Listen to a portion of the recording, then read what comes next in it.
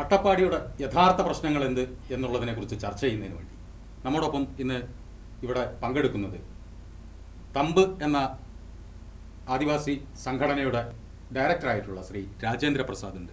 അദ്ദേഹം ഗോത്രഭൂമി എന്ന മാസികയുടെ പത്രാധിപർ കൂടിയാണ് ശ്രീ രാജേന്ദ്ര പ്രസാദ്. അതുപോലെ തന്നെ ആദിവാസി ആക്ഷൻ കൗൺസിലിൻ്റെ നേതാവായിട്ടുള്ള ശ്രീ PV സുരേഷ്. മറ്റൊന്ന് ജനപ്രതിനിധിയും സാമൂഹ്യ പ്രവർത്തകനുമായ ശ്രീ രാധാകൃഷ്ണക്കുറുപ്പുണ്ട്. ഷിബു സിറിയക് കോൺഗ്രസിൻ്റെ ബ്ലോക്ക് പ്രസിഡൻ്റാണ്. എല്ലാവർക്കും ഈ ചർച്ചയിലേക്ക് സ്വാഗതം ചെയ്യുകയാണ്. എന്താണ് അട്ടപ്പാടിയുടെ യഥാർത്ഥ പ്രശ്നം എന്നുള്ളതിനെക്കുറിച്ച് ഒരു ആമുഖമായിട്ട് ശ്രീ രാജേന്ദ്ര പ്രസാദിൻ്റെ അഭിപ്രായമാണ് നമ്മൾ ആദ്യം കേൾക്കുന്നത്. അട്ടപ്പാടി രണ്ടാമതും വലിയൊരു ചർച്ചയാകുകയാണ്. അതിൻ്റെ പ്രധാന ഇഷ്യൂ എന്ന് പറയുന്നത് കുട്ടികളുടെ പോഷകാഹാരക്കുറവ് മൂലമുള്ള മരണമാണ്. 2015 ഇതേ വിഷയം നടക്കുമ്പോൾ അത് 2015 കുട്ടികളുടെ മരണനിരക്ക് 31 ഇന്നത് 9 കുറയുകയുണ്ടായി.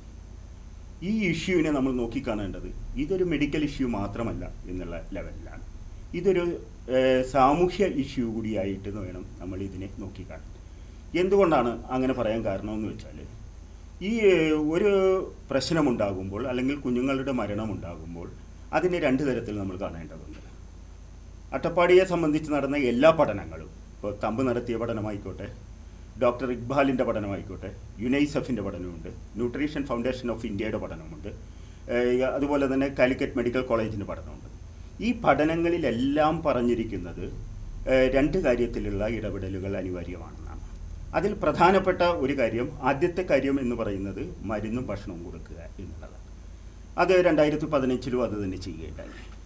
ഇവിടുത്തെ 28ഓളം സബ് സെൻ്ററുകളുണ്ട്, 3 PHSC ഉണ്ട്, 1 CHSC ഉണ്ട്.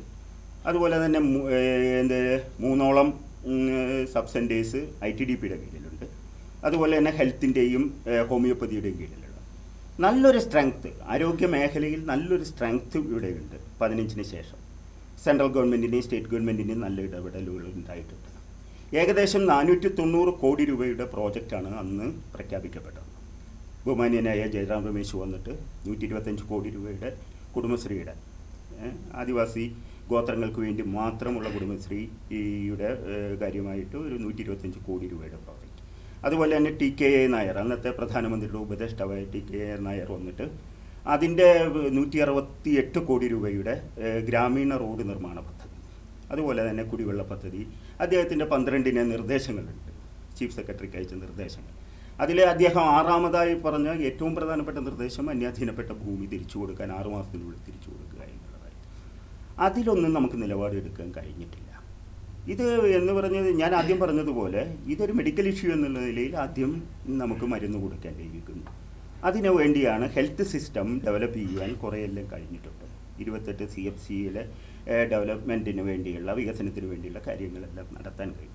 പക്ഷേ അതെല്ലാം ഒരു ആരോഗ്യ വികേന്ദ്രീകരണത്തിലേക്ക് കൊണ്ടുവരാൻ നമുക്ക് കഴിഞ്ഞിട്ടില്ല. കഴിഞ്ഞ ഇത്ര കാലത്തെ മരണത്തിന് ശേഷം വന്ന 6-7 കൊല്ലം കൊണ്ട് ആരോഗ്യ വികേന്ദ്രീകരണം നടപ്പിലാക്കാൻ കഴിഞ്ഞില്ല എന്നുള്ളത് പ്രധാനപ്പെട്ട കാര്യമാണ്. അതിൽ പ്രധാനമായിട്ടും 4 ANC ചെക്കപ്പാണ് ഒരു ഗർഭിണിക്ക് വേണ്ടത്. ഈ ANC ചെക്കപ്പ് എടുക്കുന്ന ഗലസിയിൽ നിന്നും മുക്കാലിയിൽ വന്ന്, മുക്കാലിയിൽ നിന്നും ബസ് കയറി കോട്ടത്തറ വന്ന് 4 വട്ടം ഗർഭിണി വരേണ്ട ഒരാവശ്യം വരുന്നുണ്ട്. അത് മാറേണ്ടത്, അത് ആനവായിലെടുക്കപ്പെടണം. അങ്ങനെ സബ് സെൻറ്ററിനെ ഡെവലപ്പ് ചെയ്യുന്ന രീതിയിലേക്ക് ആരോഗ്യ വികേന്ദ്രീകരണം വരണം എന്നാണ് നമ്മുടെ 74-75 ഭരണഘടനാ ഭേദഗതി ഏറ്റവും നന്നായി നടപ്പിലാക്കിയ ഒരു സംസ്ഥാനമാണ് കേരളം. വികേന്ദ്രീകൃത ആസൂത്രണം ഇത്ര നന്നായിട്ട് നടപ്പിലാക്കിയ ഒരു സംസ്ഥാനം ഇന്ത്യയിൽ പറയാനില്ല. പക്ഷേ അട്ടപ്പാടിയെ സംബന്ധിച്ചിടത്തോളം ആരോഗ്യത്തിൻ്റെ കാര്യത്തിൽ ആ വികേന്ദ്രീകരണം നടപ്പിലാക്കാൻ കഴിഞ്ഞില്ല എന്നുള്ളതാണ് അട്ടപ്പാടി നേരിടുന്ന വലിയൊരു പ്രതിസന്ധിയായി നിൽക്കുന്നത്. പിന്നെ നമുക്കെടുത്തു പറയേണ്ടത് ഭക്ഷണത്തിൻ്റെ കാര്യമാണ്. ഭക്ഷണത്തിൻ്റെ കമ്മ്യൂണിറ്റി കിച്ചൺ അന്ന് കൊടുത്തു. അന്ന് തന്നെ ഞങ്ങൾ പറഞ്ഞിരുന്നു ഇതെല്ലാം ഉട്ടോപ്യൻ ഐഡിയ ആണ്. ഭക്ഷണം കൊടുക്കുക എന്നുള്ള, സ്പൂണിൽ കൊടുക്കുക എന്നുള്ളതല്ല കാര്യം, അവരെ ഭക്ഷണത്തിന് പ്രാപ്തരാക്കുക എന്നുള്ളതാണ്. ഭക്ഷണത്തിൻ്റെ വിഭവം ഉണ്ടാക്കുന്ന രീതിയിലേക്ക്, കൃഷിയിലേക്കും അനുബന്ധ തൊഴിൽ വ്യവസായങ്ങളിലേക്ക് അവരെ പ്രാപ്തരാക്കുക. പക്ഷേ അത് നമുക്ക് കഴിഞ്ഞിട്ടില്ല. 1-2 കൊല്ലം വേണമെങ്കിൽ കമ്മ്യൂണിറ്റി കിച്ചൺ തുടരാമായിരുന്നു. അതിനുശേഷം അവരെ കൃഷിയിലേക്കും ഭൂമിയിലേക്കും വ്യവസായത്തിലേക്കും കൊണ്ടുവരേണ്ടതുണ്ടായിരുന്നു. അതുപോലെ തന്നെ ഊരുതല മൂലധന ശാക്തീകരണം, അല്ലെങ്കിൽ മൂലധന വികസനം സാധ്യമാക്കാൻ നമുക്ക് കഴിഞ്ഞിട്ടില്ല. കുടുംബശ്രീയിലൂടെ എല്ലാം കുറേയെല്ലാം നടന്നു എന്നല്ലാതെ ഒരു വ്യവസായ പാർക്ക്, ഒരു കൃഷി പാർക്ക്, ഇപ്പോൾ മണിപ്പൂരിലെല്ലാം പോയി കഴിഞ്ഞാൽ നമുക്ക് ആദിവാസികളുടെ അമ്മമാരുടെ മാത്രമായിട്ട് അവിടെ അവരുടെ കമ്മ്യൂണിറ്റി വ്യവസായ യൂണിറ്റുകൾ കാണാം, വ്യവസായ പാർക്ക് കാണാം. അതുപോലെയെല്ലാം നമുക്കിവിടെ ഡെവലപ്പ് ചെയ്യാമായിരുന്നു, മോഡലാക്കി മാറ്റാമായിരുന്നു അട്ടപ്പാടി. അതിനുള്ള ഫണ്ടിങ് വന്നിട്ടുണ്ട്, പക്ഷേ അത് നടന്നില്ല എന്നുള്ളതാണ്. അതിന് പ്രധാന കാരണം ഉദ്യോഗസ്ഥ തലത്തിൽ വലിയ വീഴ്ച വന്നിട്ടുണ്ട്. പിന്നെ നമ്മൾ നേരിട്ട പാൻഡമിക്, കൊറോണ കാലത്ത് 2 കൊല്ലം നമുക്ക് വളരെയേറെ പ്രളയം, 2 വർഷത്തെ കൊറോണ, ഇത് നമ്മളെ വല്ലാതെ വലച്ചിട്ടുണ്ട്. ICDSൻ്റെ പ്രവർത്തനം വളരെ കാര്യക്ഷമമായി നടപ്പിലാക്കാൻ പറ്റാതെ പോയി. ICDS പൂട്ടപ്പെട്ടിരുന്നു. അതുപോലെ എല്ലാവരും ഇപ്പോൾ CHC ആയാലും BHC ആയാലും ട്രൈബൽ സ്പെഷ്യാലിറ്റി ഹോസ്പിറ്റലായാലും എല്ലാം തന്നെ കോവിഡ് കാര്യങ്ങളിലേക്ക് ശ്രദ്ധ കേന്ദ്രീകരിക്കപ്പെട്ടു. ഈ കേന്ദ്രീകരണം നമ്മളെ ആളുകളുടെ ആരോഗ്യസ്ഥിതിയെ വല്ലാതെ ബാധിച്ചിട്ടുണ്ട്. തൊഴിലില്ലായ്മ, തൊഴിലുറപ്പിൻ്റെ കുറവ്, ഇതെല്ലാം നമ്മുടെ ആൾക്കാരുടെ ആരോഗ്യത്തെ ബാധിക്കുകയും അവരുടെ അനീമിക് രീതി, അനീമിയ എന്ന് പറയുന്നത് ഭക്ഷണം കൃത്യമായി ചെന്നില്ലെങ്കിൽ അതിൻ്റെ റൈറ്റ്സ് കുറയും, HP അളവ് കുറയും. കാഴ്ചയിൽ അവർ തടിയുണ്ടാവും, പക്ഷേ HP അളവ് കുറയും. അങ്ങനെ വരുമ്പോൾ അവർക്കുണ്ടാകുന്ന കുട്ടികളിലും മരണം സംഭവിക്കാം. അതാണ് ഒരു പ്രശ്നം. അതിനെ അഭിസംബോധന ചെയ്യേണ്ടതും. അതുപോലെ സിക്കിൾ സെൽ അനീമിയെ അഭിസംബോധന ചെയ്യേണ്ടത്. ഇവിടെ ഏകദേശം 269 കേസുകളാണ് ഇതുവരെ റിപ്പോർട്ട് ചെയ്തത്. 30,000 വരുന്ന ആദിവാസി ജനസംഖ്യയിൽ 269 വരുന്ന വലിയൊരു ശതമാനമാണ്. അത് വളരെ കൃത്യമായി അനലൈസ് ചെയ്യുകയും എല്ലാ PHSകളിലും എല്ലാ സബ് സെൻറ്റേഴ്സിലും അനീമിയ ടെസ്റ്റ് നടത്താനുള്ള സൗകര്യം ഉറപ്പിക്കുകയും ചെയ്യേണ്ടത് അത്യാവശ്യമാണ്. അതുപോലെ തന്നെ സ്കൂൾ കോളേജ് ലെവലിൽ, ഹോസ്റ്റൽ ലെവലിൽ അനീമിയ ടെസ്റ്റ് നടത്തണം, സിക്കിൾ സെൽ അനീമിയ ടെസ്റ്റ് നടത്തണം. എന്തുകൊണ്ടാണ് ഇത്തരം മരണങ്ങൾ ഉണ്ടാകുന്നത് എന്നുള്ളതിനെപ്പറ്റി വ്യക്തമായൊരു ക്ലിനിക്കൽ സ്റ്റഡി അനിവാര്യമാണ്. ഇപ്പോൾ കഴിഞ്ഞ മരണം നടന്ന 10 വീടുകളിൽ മുലപ്പാൽ കയറി മരിച്ചു എന്ന് പോസ്റ്റ്മോർട്ടം നേരത്തെ പറഞ്ഞിരുന്ന റിപ്പോർട്ടുകളുടെ പോസ്റ്റ്മോർട്ടം റിപ്പോർട്ട് ഞാൻ കാണുകയുണ്ടായി. അതിൽ ഒരു കേസ് ഒഴികെ ബാക്കി 9 കേസിലും അതല്ല സംഭവിച്ചത്. കൂടുതൽ സ്റ്റഡി ആവശ്യമാണെന്നാണ് പോസ്റ്റ്മോർട്ടം റിപ്പോർട്ട് പറയുന്നത്. എന്തുകൊണ്ട് ഇത്തരം മരണങ്ങൾ തുടർച്ചയായി ഉണ്ടാകുന്നു? അത് ഒരു ക്ലിനിക്കൽ സ്റ്റഡിയുടെ, സയൻറ്റിഫിക് സ്റ്റഡിയിലൂടെ ജനതയെ ബോധ്യപ്പെടുത്തേണ്ടതുണ്ട്. അത് അവരെ ആശങ്കയിലാക്കിയിട്ടുണ്ട്. എന്തുകൊണ്ട് ഞങ്ങളുടെ കുട്ടികൾ മാത്രം മരിക്കുന്നു? അത് അവരോട് തുറന്നു പറയാൻ ഒരു ക്ലിനിക്കൽ സ്റ്റഡിയിലൂടെ മാത്രമേ സാധിക്കുകയുള്ളൂ. അങ്ങനെ വരേണ്ടത്. പിന്നെ രണ്ടാമത്തെ കാര്യം ദീർഘകാലാടിസ്ഥാനത്തിലുള്ള ഭൂമിയുടെ അന്യാധീനപ്പെടൽ. 82 കണക്കനുസരിച്ച് 10,487 ഏക്കർ ഭൂമി നഷ്ടപ്പെട്ടിട്ടുണ്ടെന്ന് ITDP പറയുന്നു. അത് കഴിഞ്ഞിട്ട് ഇവിടെ അങ്ങനെ ഒരു സ്റ്റഡി നടന്നത് ദേശീയ ഭൂപരിഷ്കരണ സമിതി അംഗം PV രാജഗോപാൽ ഇവിടെ 3 ദിവസത്തെ സിറ്റിംഗ് നടത്തിയിരുന്നു 2008. ആ 3 ദിവസത്തെ സിറ്റിങ്ങിൽ അദ്ദേഹത്തിന് കിട്ടിയ കണക്കനുസരിച്ചും ഏകദേശം 10,000-ഓളം ഏക്കർ ഭൂമി നഷ്ടപ്പെട്ടതായി പറയുന്നുണ്ട്. ഈ ഭൂമിയുടെ കാര്യത്തിൽ ഒരു തീരുമാനം ഉണ്ടാക്കുക, നഷ്ടപ്പെട്ട ഭൂമി, ആദിവാസികളുടെ നഷ്ടപ്പെട്ട ഭൂമിയുടെ കാര്യം. അതുപോലെ തന്നെ വനാവകാശ നിയമം പ്രാബല്യത്തിൽ കൊണ്ടുവരുന്നതിൽ അത് കമ്മ്യൂണിറ്റി റൈറ്റ്സ് ആയിക്കോട്ടെ, വികസനാവകാശമായിക്കോട്ടെ, വ്യക്തിഗത അവകാശമായിക്കോട്ടെ, സത്വരമായ ഇടപെടൽ സർക്കാരിൻ്റെ ഭാഗത്തുനിന്ന് ഉണ്ടാകേണ്ടതുണ്ട്. നമ്മൾ വ്യക്തിഗതാവകാശം മാത്രമേ ഇവിടെ കൊടുത്തിട്ടുള്ളൂ. കേരളത്തിൽ ആകെ നോക്കിയാൽ ഏകദേശം 30,000 ഏക്കർ കൊടുത്തിട്ടുണ്ട്. കമ്മ്യൂണിറ്റി റൈറ്റ്സ് കൊടുത്തിട്ടേയില്ല. കമ്മ്യൂണിറ്റി റൈറ്റ്സ് കൊടുത്താൽ മാത്രമേ ഊരുകളിലെ മൂലധനാധിഷ്ഠിതമായ ഒരു വികസനം സാധ്യമാകാനാവൂ. വനത്തിൻ്റെ വിഭവങ്ങൾ, ഇത് ഭൂമിയുടെ മാത്രമല്ല, വനാവകാശം ഭൂമിയുടെ അധികാരം മാത്രമല്ല, കാടിൻ്റെ അധികാരം കൂടി ആദിവാസിക്ക് കൊടുക്കുന്ന, വേട്ടയാടൽ ഒഴികെ ആദിവാസിയുടെ പൈതൃകാവകാശങ്ങളെല്ലാം അവൻ അനുവദിച്ചു കൊടുത്തൊരു നിയമമാണ് വനാവകാശം. അതുപോലെ തന്നെ ഊരിൻ്റെ സാമ്പത്തിക സ്ഥിതി മെച്ചപ്പെടുത്തുന്നതിന് വനാവകാശം. ഇപ്പോൾ ഒറീസയുടെ ഊരുകൾ കാണണം, അവിടുത്തെ മുള, അവിടുത്തെ ഈറ്റ, ഇതെല്ലാം എടുത്തുകൊണ്ട് അവിടുത്തെ സാമ്പത്തിക സ്ഥിതി വളരെയേറെ നന്നായി ഊരുകളിൽ മാറിയിട്ടുണ്ട്. പക്ഷേ ഇവിടെ അത് സാധിച്ചിട്ടില്ല. ഇവിടെ വ്യക്തിഗത അവകാശത്തിൽ കൊടുത്ത ഭൂമിയിൽ ഒരു കൃഷി പോലും നടക്കുന്നില്ല. ഇപ്പോൾ റൈസാനിലെല്ലാം നമ്മൾ പോയാലും മധ്യപ്രദേശിലെ റൈസാനിലെല്ലാം കൃഷി ചെയ്യുന്നുണ്ട്. ഇവിടെ ഈ വനാവകാശ നിയമത്തെ യഥാർത്ഥത്തിൽ അതിൻ്റെ യഥാർത്ഥ രൂപത്തിൽ നടപ്പിലാക്കാൻ പറ്റാത്തതിൽ വനം വകുപ്പ് വല്ലാത്ത രീതിയിലുള്ള ഒരു വനം വകുപ്പിൻ്റെ താല്പര്യങ്ങൾ നിലനിൽക്കുന്നില്ല. ഇത് ആദിവാസി ഒരിക്കലും വനത്തിനെതിരല്ല. ഇവിടെ ഇപ്പോൾ നമ്മൾ ഇങ്ങനെ കരണ്ട് ഉപയോഗിക്കുന്നുണ്ടെങ്കിൽ അത് ആദിവാസിയുടെ അവൻ്റെ ജീവിതം നമുക്ക് വേണ്ടി ഒഴിഞ്ഞു വെച്ചതിൻ്റെ ഭാഗമായിട്ടാണ്. കേരളത്തിൽ എല്ലായിടത്തും ഉണ്ടായിട്ടുണ്ട്. അത് നമ്മൾ മനസ്സിലാക്കേണ്ടതുണ്ട്. വനം വകുപ്പ് മനസ്സിലാക്കേണ്ട ഒരു കാര്യം ആദിവാസി വനാവകാശത്തിനെതിരല്ല. പക്ഷേ അവർ പേടിക്കപ്പെടുന്നത് വനാവകാശ നിയമം കൃത്യമായി നടപ്പിലാക്കിയാൽ, നിർവഹണത്തിൽ കൊണ്ടുവന്നാൽ, പ്രാബല്യത്തിൽ കൊണ്ടുവന്നാൽ തങ്ങളുടെ അവകാശങ്ങളെ അല്ലെങ്കിൽ അധികാരങ്ങളെ ആദിവാസിക്ക് കൈമാറപ്പെടുമോ എന്നുള്ള പേടി വന ഉദ്യോഗസ്ഥരുണ്ട്. അത് അസ്ഥാനത്താണ്. ഇതുവരെ കാടിനെ പോറ്റിപ്പോകുന്നത്, കാടിനെ നോക്കിപ്പോകുന്നത്, സംരക്ഷിച്ചു പോകുന്നത് ആദിവാസികളാണ്.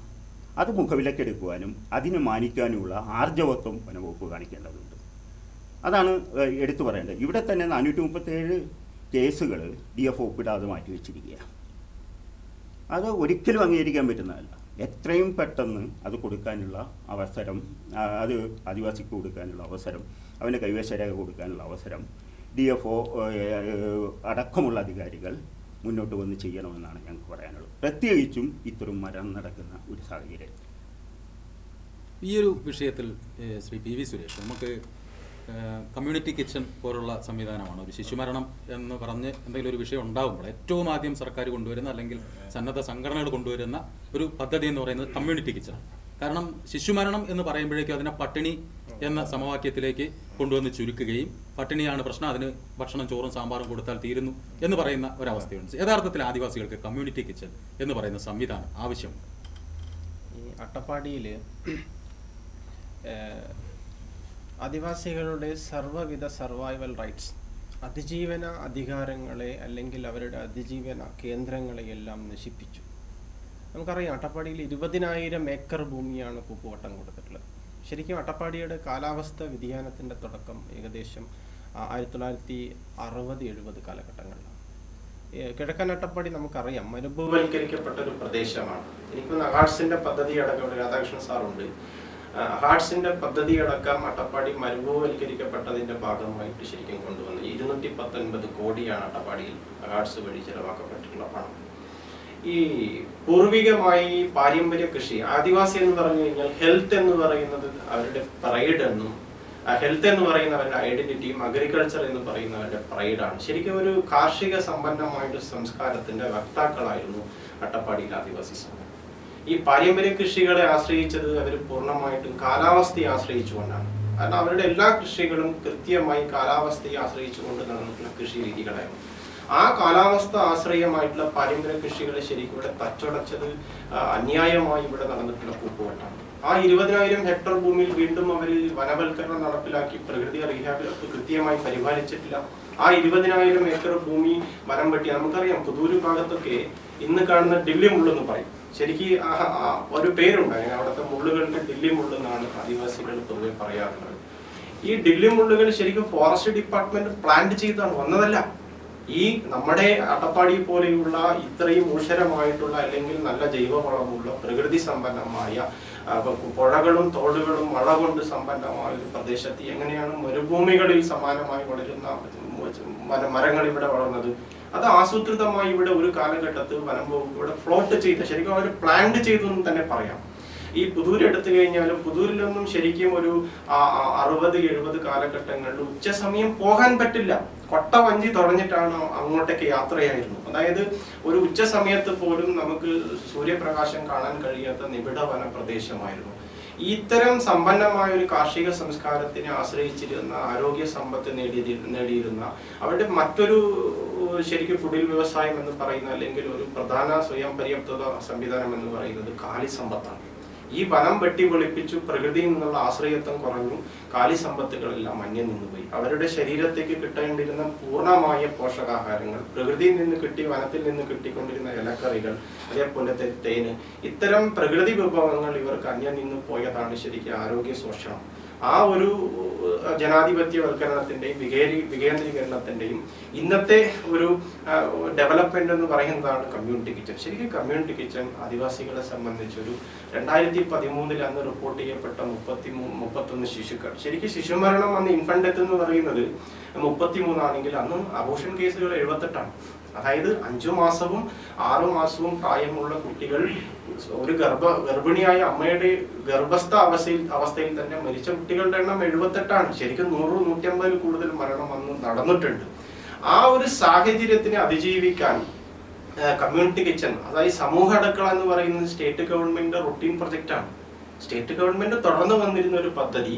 പഞ്ചായത്ത് വഴി CDS ADS അംഗങ്ങൾക്കിടയിലും ആദിവാസി അമ്മമാരുടെ അംഗൻവാടികളുടെ സഹകരണം കുറവായതുകൊണ്ടും മാത്രമല്ല പലതരം ഡിസ്ക്രിമിനേഷൻ നിലനിൽക്കുന്നത് കൊണ്ടും അത്തരം ഫുഡിങ് സപ്ലൈ സിസ്റ്റത്തിൽ ഇവർ കൂടുതൽ വിമുഖത കാട്ടി. അതുകൊണ്ടാണ് 2013 അന്നത്തെ UPS സർക്കാർ, അന്നത്തെ കേന്ദ്ര വിഭവ മന്ത്രിയായിരുന്ന ശ്രീ ജയറാം രമേശ് സാർ അട്ടപ്പാടി വരികയും ഇത്തരം വിഷയങ്ങളെ കുറിച്ച് പഠിക്കാൻ, അന്ന് ഡോക്ടർ സീമ ഭാസ്കറിന് അതിന് വേണ്ടിയിട്ടാണ് നാഷണൽ മിഷൻ മാനേജറായ ഡോക്ടർ സീമ ഭാസ്കറിനെ അട്ടപ്പാടി വിടുകയും അവർ അട്ടപ്പാടിയിലെ 3 പഞ്ചായത്തുകൾ സന്ദർശിച്ച് വിവരശേഖരണം നടത്തി. അവർ കൊടുത്ത റിപ്പോർട്ടിന്റെ അടിസ്ഥാനത്തിലാണ് ശരിക്കും ഇവിടെ നാഷണൽ റൂറൽ ലൈവ്ലിഹുഡ് മിഷന്റെ കീഴിൽ ഒരു ട്രൈബൽ സ്പെഷ്യൽ കുടുംബശ്രീ പദ്ധതി അട്ടപ്പാടിയിൽ വരുന്നത്. അതാണ് നേരത്തെ ഇവിടെ TK നായർ സാർ വന്ന് പറഞ്ഞ് പോയ ആ പദ്ധതികളുടെ ഒരു തുടർ പ്രക്രിയയുടെ ഭാഗമായിട്ടാണ് അത് വന്നത്. അപ്പൊ സംസ്ഥാന ഗവൺമെന്റ് എന്ത് ചെയ്തു? ട്രൈബൽ സ്പെഷ്യൽ കുടുംബശ്രീ വന്നതുകൊണ്ട് കമ്മ്യൂണിറ്റി കിച്ചന്റെ പ്രവർത്തനം കൂടി ആരെ ഏൽപ്പിച്ചു? NRLM ഏൽപ്പിച്ചു. പക്ഷെ അവിടെ ഇപ്പൊ നടക്കുന്ന എന്താ വെച്ച് കഴിഞ്ഞാൽ സപ്ലോക്കോ എന്ന് പറയുന്ന ഡിപ്പാർട്ട്മെന്റ് മാസങ്ങൾ ലക്ഷങ്ങൾ കിട്ടുന്നുണ്ട്. അപ്പുറത്തേക്ക് മാൽന്യൂട്രീഷൻ ആയിട്ടുള്ള പോഷകാഹാര സമ്പന്നമായിട്ടുള്ള ഒരു ആഹാരവും, അല്ലെങ്കിൽ ഇപ്പൊ പയറ് കൊടുക്കുന്നുണ്ട്, അല്ലെങ്കിൽ ചെറുപയർ കൊടുക്കുന്നുണ്ട്, വൻപയർ കൊടുക്കുന്നുണ്ട്, കടല കൊടുക്കുന്നുണ്ട്, ഇതൊന്നും തന്നെ ഇവർ കഴിക്കുന്നില്ല. കഴിക്കുന്ന കുറച്ച് ആളുകൾ മാത്രമേ, ഒരു 100 പേരുടെ കണക്കെടുത്ത് കഴിഞ്ഞാൽ 30 പേര് മാത്രമേ അത് കൺസ്യൂം ചെയ്യുന്നു. ബാക്കിയുള്ള ആളുകൾക്ക് ആഹാരത്തോടും താല്പര്യമില്ല. മാത്രമല്ല കമ്മ്യൂണിറ്റി കിച്ചണിൽ വിതരണം ചെയ്യുന്ന അരി മട്ടയരിയാണ്. ആദിവാസികളെ സംബന്ധിച്ച് റേഷൻ അരിയിൽ പറയുന്നത്, ഞാനടക്കം മട്ടയരി നമുക്ക് കഴിച്ച് ശീലമില്ല. നെല്ലരി കഴിച്ചിട്ടുള്ള ആളായിരുന്നു ഞങ്ങളൊക്കെ. നെല്ലും അതേപോലെ തന്നെ രാഗിയും ചമിയും. അന്ന് ഞങ്ങളുടെ വീട്ടുകളിൽ നിറയെ അത്തരം ധാന്യങ്ങൾ ഉണ്ടായിരുന്നു. പിന്നീട് നമ്മൾ ശീലിച്ചത് റേഷൻ അരിയാണ്. മട്ടയരി കഴിക്കുന്നത് കാരണം മട്ടരി ആകുമ്പോൾ കൂടുതൽ എന്ത് വേണം? സാമ്പാർ വേണമെങ്കിൽ കൂടുതൽ സാമ്പാർ വേണം, മീൻചാറാണെങ്കിൽ മീൻചാർ കൂടുതൽ വേണം. ആദിവാസികളെ സംബന്ധിച്ച് തക്കാളി കറിക്കൂട്ടുണ്ടാക്കി കഴിക്കുന്നവരാണ്. അതുകൊണ്ട് മട്ടയരി ആദിവാസികളെ സംബന്ധിച്ച് കഴിക്കാത്ത ഭക്ഷണ വിഭവങ്ങളാണ് ശരിക്കും കമ്മ്യൂണിറ്റി കിച്ചൺ വഴി കൊടുക്കുന്നത്. ശരിക്കും കമ്മ്യൂണിറ്റി കിച്ചൺ പ്രവർത്തനം ഒരു താൽക്കാലികം മാത്രമായിരിക്കണം. ലോങ് ടൈമിൽ അവരെ കാർഷിക മേഖലയിൽ എന്ത് ചെയ്യണം? അവരെ ശരിക്കും സ്വയം പര്യാപ്തമാക്കണം. അതിനാണ് ഇവിടെ ആദിവാസി ഭൂമി വിഷയങ്ങൾ ശരിക്കും പരിഹരിക്കണം. ശരിക്കും അട്ടപ്പാടിയിൽ ഈ ഭൂമി പ്രശ്നം പറയുമ്പോൾ നമുക്ക് എല്ലാവർക്കും അറിയാം, നമ്മളെല്ലാം അട്ടപ്പാടിക്കാരായതുകൊണ്ട് ആദിവാസികളുടെ ഭൂമി വിഷയത്തിൽ പരിഹാരം ഉണ്ടാക്കാൻ ഒച്ചപ്പാട് അല്ലെങ്കിൽ നമ്മൾ അത്തരം ശ്രമം നടത്തുമ്പോൾ മറുഭാഗത്ത് ഇവിടെ ചെറുകിട അല്ലെങ്കിൽ മറുഭാഗത്ത് കർഷകരെ അണിനിരത്തിക്കൊണ്ട് ഇവിടെ ഒരു പ്രതിരോധം തീർക്കുന്നുണ്ട്. അതിലൊരു ചതിയുണ്ട്. എന്തെന്നറിയും, അട്ടപ്പാടിയിൽ ചെറുകിട നാമമാത്രമായിട്ടുള്ള കർഷകരെ സംരക്ഷിക്കാനാണ് ശരിക്കും കേരള സർക്കാർ 75 ആദിവാസി കേന്ദ്ര ഭൂസംരക്ഷണ നിയമം ഭേദഗതി ചെയ്ത് 1999 ഈ നമ്മുടെ കേരള ഗവൺമെന്റ് ഒരു നിയമം കൊണ്ടുവന്നു. അന്യാധീനപ്പെട്ട ഭൂമിക്ക് പകരം വാസയോഗ്യമായിട്ടുള്ള കൃഷിഭൂമി, അന്യാധീനപ്പെട്ട ഭൂമിക്ക് പകരം ഭൂമി എന്നുള്ള ഒരു ആക്ട് കൊണ്ടുവന്നു. ആ ആക്ടിൽ ശരിക്കും മാർജിനൽ ഓർ സ്മോൾ സ്കെയിൽ ഫാമേഴ്സിനെ മാത്രമാണ് പ്രൊട്ടക്ട് ചെയ്യാൻ പറഞ്ഞിരിക്കുന്നത്. അട്ടപ്പാടിയിൽ ഞാൻ നിങ്ങൾക്ക് കൃത്യമായ കണക്ക് പറഞ്ഞു തരാം. ഇപ്പൊ കാറ്റാടി കേസ് 1275 സർവേ നമ്പർ, അതേ ഷോളയൂർ കോട്ടത്തറ വില്ലേജിൽ സർവേ നമ്പർ 1819, അതേപോലെ തന്നെ കോട്ടത്തറ വില്ലേജിൽ തന്നെ സർവേ നമ്പർ 762, അതേ കോട്ടത്തറ വില്ലേജിൽ തന്നെ സർവേ നമ്പർ 962, ഇങ്ങനെയുള്ള സർവേ നമ്പർ 524 കോട്ടത്തറ വില്ലേജിൽ ഏകദേശം ഒരു 8000 ഏക്കറോളം ഭൂമി. ഇതാരും അട്ടപ്പാടിയിൽ ആദിവാസികളുടെയും അട്ടപ്പാടിയിൽ ഇവിടെ ഇരിക്കുന്ന ചെറുകിട നാമമാത്ര കുടിയേറ്റ കർഷകന്റെ കീഴിലല്ല. ഇത്രയും ഏക്കർ ഭൂമി മുള്ളി മലവാരം എടുത്തു കഴിഞ്ഞാൽ നമുക്കറിയാം, മുള്ളി വെന്തവെട്ടിക്ക് മുകളിലേക്ക് പോയി കഴിഞ്ഞാൽ അവിടെയും ഉണ്ട് ഒരു 3-4 ഏക്കർ ഭൂമി. ഇതൊന്നും അട്ടപ്പാടിയിൽ ജീവിക്കുന്ന ചെറുകിട നാമമാത്ര കർഷകരുടെ കീഴിലുള്ള ഭൂമികളെ അല്ല. ഈ ഭൂമികളെല്ലാം എവിടെയാണ്? കേരളത്തിന്റെ വിവിധ ബാങ്കുകളിൽ പണയത്തിലാണ്. ഇവിടെ ആദിവാസി ഭൂമി പ്രശ്നം പരിഹരിക്കാൻ ഇവിടെ മിച്ച ഭൂമികൾ ധാരാളമുണ്ട്. ഞാൻ കാണിച്ചു തരാം. കോട്ടത്തറ വില്ലേജിൽ, ഷോളയൂർ വില്ലേജിൽ, അഗളി വില്ലേജിൽ ഒരു വ്യക്തിയുടെയും കുടുംബത്തിന്റെ പേരിൽ 100-200 ഏക്കർ ഭൂമിയാണ്. ഇവിടെ കേരളം സമഗ്രമായി ലാൻഡ് റിഫോംസ് ആക്ട് നടപ്പിലാക്കിയ ഒരു സ്റ്റേറ്റ് അല്ലേ കേരളം. ആ കേരളത്തിൽ ഒരു വ്യക്തിക്കും കുടുംബത്തിന് വെക്കാവുന്ന പരിമിതി ഭൂമിക്ക് അപ്പുറം വന്നു കഴിഞ്ഞാൽ അത് കസ്റ്റോഡിയൻ സർക്കാരാണ്. ആ ഭൂമി പിടിച്ചെടുത്തുകൊണ്ട് ഭൂരഹിതരായ ആളുകൾക്ക് ഇവിടെ ഭൂമി കൊടുക്കണം. അട്ടപ്പാടി ആദിവാസി ആക്ഷൻ കൗൺസിൽ ഇവിടെ ആദിവാസികൾക്ക് ഭൂമി പ്രശ്നം പരിഹരിക്കണം, മറ്റുള്ളവരെ കുടിയിറക്കണം എന്ന് ഇവിടെ ഞങ്ങൾ പറഞ്ഞിട്ടില്ല. ഇവിടെ ചെറുകിട നാമമാത്ര കർഷകരെ കൃത്യമായിട്ട് സംരക്ഷിക്കണം. ഞങ്ങൾക്കൊരു പ്രത്യേക ഒരു ഡിമാൻഡ് കൂടി ഉണ്ടെന്നറിയോ. അട്ടപ്പാടിയിൽ ആയിരക്കണക്കിന് വരുന്ന ആളുകൾ ഇന്നും വാടകയ്ക്ക് താമസിക്കുന്നുണ്ട്. ആയിരക്കണക്കിന് വരുന്ന ആളുകൾ. ഇവർക്കെല്ലാം ഒരു മിനിമം ലാൻഡ് റൈറ്റ്സ് നടപ്പിലാക്കാനുള്ള ഭൂമിയുണ്ട്. ഇവിടെ കണ്ണായ സ്ഥലത്ത് 20-10 സെന്റ് കൊടുക്കാനുള്ള ഭൂമി, മിച്ച ഭൂമികളാണ് ഇവിടെ റിയൽ എസ്റ്റേറ്റ് മാഫിയകൾ വിറ്റുകൊണ്ടിരിക്കുന്നത്. ഇപ്പൊ ഭൂമി പ്രശ്നം ഇവിടെ കൃത്യമായി അഡ്രസ് ചെയ്യണം, പരിഹരിക്കപ്പെടണം. ആദിവാസികൾ ഇന്ന് അഡ്രസ് ചെയ്യുന്നത് ഈ കാലഘട്ടത്തിലാണ് ശിശുമരണങ്ങൾ ശരിക്കും വിഷയമായി വന്നത്. ശരിക്കും വികസനത്തിന്റെ, ഡീസെൻട്രലൈസേഷന്റെ, പഞ്ചായത്ത് രാജ് സംവിധാനത്തിന്റെ, സർക്കാരിന്റെ എല്ലാ ജനകീയ ആസൂത്രണത്തിന്റെയും ഇരകളാണ് ഇന്നത്തെ ആദിവാസി. യഥാർത്ഥ വികസനം ആദിവാസികളിലേക്ക് എത്തുന്നില്ല. മാത്രമല്ല, ആദിവാസികളിലേക്ക് എത്തണമെങ്കിൽ എന്ത് ചെയ്യണം? മഹാഴ്സ് എങ്ങനെ ഒരു പരിധിവരെ വിജയിച്ചു? ഇവിടെ രാധാകൃഷ്ണൻ സാറുണ്ട്. അതായത് ആദിവാസി സംഘടനകളുടെ സംഘാടനം വഴി പദ്ധതികൾ നടപ്പിലാക്കി. 1 രൂപ അനുവദിച്ചു കഴിഞ്ഞാൽ 90 പൈസ ആരിലേക്ക് എത്തുന്നു? താഴെ തട്ടിൽ ആരാണോ ബെനിഫിഷ്യറി, ആരാണോ ഗുണഭോക്താവ്, അവരുടെ കയ്യിലേക്ക് എത്തുന്നു. അതുകൊണ്ട് ആദിവാസികളുടെ സംഘാടനമില്ലാത്ത എല്ലാ പദ്ധതികളും പരാജയപ്പെട്ടു. ഇപ്പൊ NRLM പദ്ധതിയിൽ പഞ്ചായത്ത് സമിതിയുണ്ട്, അതേപോലെ തന്നെ ഊരുകൂട്ടങ്ങളുണ്ട്. ഇതിന്റെ എല്ലാം മേൽനോട്ടം നടത്തുന്നത് ആദിവാസികളാണെങ്കിലും താപ്പാനകൾ തലപ്പത്തിരിക്കുന്ന PME സ്റ്റാഫുകളാണ്. ശരിക്കും NRLM പദ്ധതി ആ ഒരു 7 വർഷം കഴിഞ്ഞു കഴിഞ്ഞാൽ ഈ പദ്ധതിയുടെ പൂർണ്ണമായ മേൽനോട്ടം ആരിലേക്ക് ഏൽപ്പിക്കാനാണ് ആ പദ്ധതിയിൽ ബൈലോ പറയുന്നത്? ആദിവാസികളെ ഏൽപ്പിക്കണം. ബ്ലോക്ക് സമിതി ഉണ്ട്, രജിസ്റ്റേർഡ് ബ്ലോക്ക് സമിതിയാണ്. സൊസൈറ്റി രജിസ്ട്രേഷൻ ആക്ട് പ്രകാരം രജിസ്റ്റർ ചെയ്ത ബ്ലോക്ക് സമിതിക്ക് ഈ പദ്ധതി ഏൽപ്പിക്കണം. പ്രൊജക്ട് മാനേജർ എന്ന് പറയുന്നത് ടെക്നിക്കൽ സ്റ്റാഫ് മാത്രമാണ്. അവർക്ക് എന്താണോ സാങ്കേതികമായിട്ട് ചെയ്തു കൊടുക്കേണ്ടത് അത്തരം കാര്യങ്ങൾക്ക് മാത്രം സഹായിക്കേണ്ട ഉദ്യോഗസ്ഥന്മാർ മാത്രമാണ് PME സ്റ്റാഫുകൾ. ഇവർ വാങ്ങുന്ന ശമ്പളം നമ്മൾ ആരും അന്വേഷിക്കാറില്ല. 60,000, 70,000, 80,000 രൂപയാണ്. എന്നാൽ സാധാരണ താഴെത്തട്ടിൽ വർക്ക് ചെയ്യുന്ന ആനിമേറ്റർമാർക്കും അല്ലെങ്കിൽ ഈ പറയുന്ന കുടുംബശ്രീ ആളുകൾക്ക് കിട്ടുന്നത് തുച്ഛമായ ശമ്പളമാണ്. അപ്പോൾ ഈ കഴിഞ്ഞ 2014 മുതൽ 2018 വരെ 30 കോടി രൂപ ചെലവാക്കി NRLM. എന്തിനാണെന്നറിയോ? ശിശുമരണത്തിന്റെ ഭാഗമായി മാത്രം അട്ടപ്പാടിയിൽ വന്നൊരു പദ്ധതിയാണ്. അപ്പൊ മില്ലറ്റൊക്കെ വിടും. മില്ലറ്റ് എന്ന് പറഞ്ഞു കഴിഞ്ഞാൽ ട്രഡീഷണൽ ആയിട്ട് ആദിവാസികളുടെ പാരമ്പര്യ കൃഷി പുനരുജ്ജീവിപ്പിക്കാനും അതിൽ അവരെ റീഹാബിലിറ്റ് ചെയ്യുന്നുള്ള ഒരു സ്കീം മാത്രം അവരുടെ ഉള്ളൂ. പക്ഷേ NRLM അങ്ങനെയല്ല. സമഗ്രമായ ആദിവാസി വികസനമാണ്. ഇപ്പോൾ ഒരു ഹെൽത്ത് ആനിമേറ്റർമാർ ഇതിലുണ്ട്. അതായത് ആരോഗ്യപരമായി ഒരു പ്രശ്നം ഉണ്ടായിക്കഴിഞ്ഞാൽ അവരെ അപ്പം തന്നെ ആശുപത്രിയിൽ എത്തിക്കണം, ബൈസ്റ്റാൻഡറുമായിട്ട് ഇവർ പോകണം. അതിനൊക്കെ ഫണ്ടുണ്ട്, കൃഷിക്കുണ്ട്. അതേപോലെ തന്നെ നല്ല വിദ്യാഭ്യാസം കൊടുക്കാൻ, എക്സലന്റ് സെന്ററുകളിൽ കൊണ്ടുപോയി പഠിപ്പിക്കാൻ, ട്രെയിനിങ് കൊടുക്കാൻ, ഉന്നത വിദ്യാഭ്യാസ മേഖലയിലേക്ക് എത്തിക്കാൻ, സ്വയം തൊഴിൽ തുടങ്ങാൻ, സ്വയം പര്യാപ്തമാകാൻ സർവ്വവിധ സംവിധാനങ്ങളുള്ള ഒരു പദ്ധതിയെക്കുറിച്ച് ശിശുമരണവും നടന്നതുമായി ബന്ധപ്പെട്ട് ആരും ചർച്ച ചെയ്യുന്നില്ല. MKSP എന്ന് പറയുന്ന ഒരു ബൃഹത് സംവിധാനമുണ്ട്. അതിലുമുണ്ട് ഒരു കാർഷിക പ്രൊജക്ട്. ഈ NRLM-ന്റെ അതിവിടെ കൊണ്ടുവരുമ്പോൾ അതിന്റെ തലപ്പത്തുണ്ടായിരുന്നു. അവര് ഒരു പരിധി വരെ ഈ NRLM-നെ അട്ടപ്പാടിയിൽ ഒരു സമാന്തര സർക്കാരാക്കി കൊണ്ടു നടക്കാനുള്ള ഒരു ശ്രമം നടത്തുകയും വളരെയധികം ഫണ്ട്, അവരെ ഏറ്റവും കൂടുതൽ ആക്ഷേപം കേട്ടുള്ള NRLM-ന്റെ ഫണ്ട് പലതരത്തിൽ പകമാറ്റി ചെലവഴിച്ച് ഇവരെ എന്തോ ഒരു മേധാവിത്വം സ്ഥാപിക്കാൻ ശ്രമിച്ചു വന്നു. ധാരാളം ഫണ്ട് അവര് വേസ്റ്റാക്കി കളഞ്ഞത് ഇപ്പോഴും തെളിവായിട്ട് പല ഭാഗങ്ങളിൽ കിടക്കുന്നു. അത്തരം ഈ ഒരു ഉദ്യോഗസ്ഥ മേധാവിത്വം അത് തന്നെയല്ലേ ഈ ഒരു ഇത്തരം പദ്ധതികളൊക്കെ പരാജയപ്പെടുന്നതിന്റെ ഒരു ഇല്ല. NRLM-ന്റെ ശരിക്കും കേന്ദ്ര സർക്കാരിന്റെ ഇപ്പൊ UPA ഗവൺമെന്റ് ഉണ്ടായിരുന്ന സമയത്തും അതിനുശേഷം വന്നിട്ടുള്ള പല സർക്കാർ ഉണ്ടായിരുന്നപ്പോഴും NRLM എന്ന് പറയുന്നത് സെൻട്രൽ ഗവൺമെന്റിന്റെ ഒരു റൂറൽ പ്രൊജക്റ്റാണ്. അവരുടെ റൂറൽ പ്രൊജക്ടിന്റെ മിഷന്റെ ഉദ്ദേശം തന്നെ അതായത് ആദിവാസി മേഖലകളിൽ അവരെ സംഘാടനം, അതായത് അവരുടെ സംഘാടനം വഴി ഭരണഘടനാപരമായ അവകാശങ്ങൾ നേടിയെടുക്കുക. അതാണ് ആ പദ്ധതിയുടെ ശരിക്കും കീ റോൾ എന്ന് പറയുന്നത്. അതാണ് സീമാ ഭാസ്കർ ഈ പദ്ധതിയിൽ അനാവശ്യമായിട്ട് അല്ലെങ്കിൽ അവരൊരു ചായ പോലും ഈ പദ്ധതിയിൽ നിന്ന് അവർ വാങ്ങിച്ചു കൊടുത്തിട്ടില്ല. അവർക്ക് സെൻട്രൽ ഗവൺമെന്റാണ് ശമ്പളം കൊടുക്കുന്നത്. സീമാ ഭാസ്കർ സാമ്പത്തിക ചൂഷണം നടത്തി, അഴിമതി നടത്തിയെന്ന് ഒരു തെളിവുമില്ല. അഴിമതി എന്നല്ല, ഈ ഫണ്ടിനെ അതായത് ഇപ്പോ ഒരു ഉദാഹരണം പറയുന്നത് നമ്മുടെ കുറുമ്പ സൊസൈറ്റി. ഈ കുറുമ്പ സൊസൈറ്റി ആദിവാസികൾക്ക് കൃത്യമായ ഷെയർ കൊടുത്തുകൊണ്ട് പ്രവർത്തിക്കുന്ന ഒരു സൊസൈറ്റിയാണ്. അവരുടെ ലാഭവിഹിതം കൃത്യമായി ആദിവാസികൾക്ക് കൊടുക്കും. ആ സൊസൈറ്റി ചെയ്തിരുന്ന പല പ്രവർത്തനങ്ങളും ഇപ്പൊ തേൻ സംഭരിക്കുന്നത് അവര് കുറുമ്പ സൊസൈറ്റി സംഭരിച്ചിരുന്നതിന്റെ ഇരട്ടി വിലക്ക് സീമാ ഭാസ്കർ ഈ NRLM-ന്റെ ഫണ്ട് ഉപയോഗിച്ചുകൊണ്ട് തേൻ സംഭരിക്കുകയും എന്നിട്ട് ഇത് കുറഞ്ഞ വിലക്ക് തൃശ്ശൂർ കൊണ്ടുപോയിട്ട് വിൽക്കുകയും ചെയ്തു എന്ന് പറയുന്ന വലിയ ആക്ഷേപം നിലനിൽക്കുന്നുണ്ട്. അതുപോലെ തന്നെ ഈ ഔഷധ സസ്യങ്ങളുടെ സംഭരണവുമായിട്ട് ബന്ധപ്പെട്ട് അവർ സീമാ ഭാസ്കറിന്റെ നേതൃത്വത്തിൽ കുറുമ്പ സൊസൈറ്റിക്ക് വരേണ്ട ഔഷധ സസ്യങ്ങൾ സംഭരിച്ചത് ഇന്നും പല ഭാഗങ്ങളിൽ ഈ ഭൂതുവഴിയിൽ കെട്ടിക്കിടക്കുന്നുണ്ട്, കള്ളമലയിൽ കെട്ടിക്കിടക്കുന്നുണ്ട്.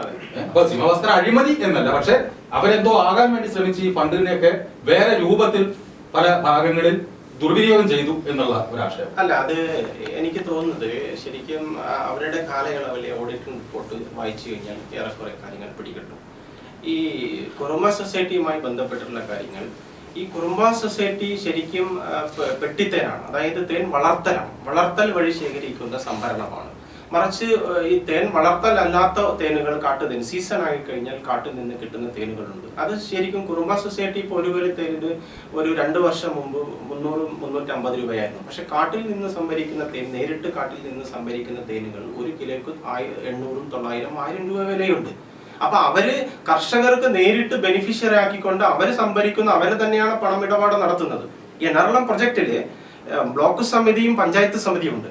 ഈ NRLM-ൽ ജോലി ചെയ്യുന്ന ഉന്നത ഉദ്യോഗസ്ഥന്മാർ, അതായത് PMO സ്റ്റാഫുകളടക്കം ഉൾപ്പെടുന്ന ഉദ്യോഗസ്ഥന്മാർക്ക് ശമ്പളം കൊടുക്കുന്ന സീമ ഭാസ്കറയല്ല. സീമ ഭാസ്കർ ലിക്വിഡ് ക്യാഷ് പോലും തൊട്ടിട്ടില്ല.